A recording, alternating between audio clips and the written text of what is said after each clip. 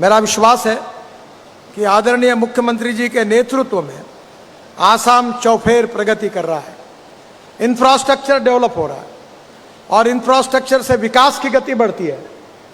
मुझे याद है कि American president John F Kennedy का एक बहुत अच्छा स्टेटमेंट मैंने अपने ऑफिस में लिख कर रखा है।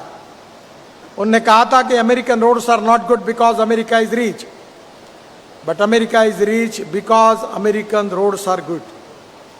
मुझे विश्वास है कि जो रोड का इंफ्रास्ट्रक्चर अमेरिका के बराबर करने की हमारी कोशिश है, उसके कारण आसाम में इंडस्ट्री आएगी। अगर इंफ्रास्ट्रक्चर अच्छा होगा तो ट्रेड, बिजनेस और इंडस्ट्री और एग्रीकल्चर को बढ़ावा मिलेगा। और इंफ्रास्ट्रक्चर में water, power, transport and communication, 4 चीजें होगी तो इंडस्ट्री, ट्रेड, बिजनेस, एग्रीकल्चर को बढ़ावा मिलेगा, ग्रोथ रेट बढ़ेगा, तो आसाम देश का सुखी, समृद्ध और संपन्न राज्य बनेगा।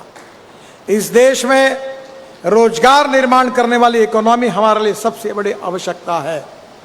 हमारा में बहुत बड़ी क्षमता है। ये देश के सामाजिक आर्थिक चित्र को बदलने की क्षमता हमारे बीच में है, पर काम करने की आवश्यकता है।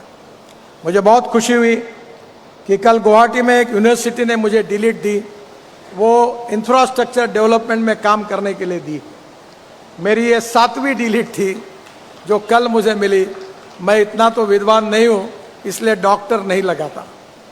मुझे पता है कि politics is the instrument of socio economic reform. इस देश को सुखी, समृद्ध, संपन्न बनाना, शक्तिशाली बनाना।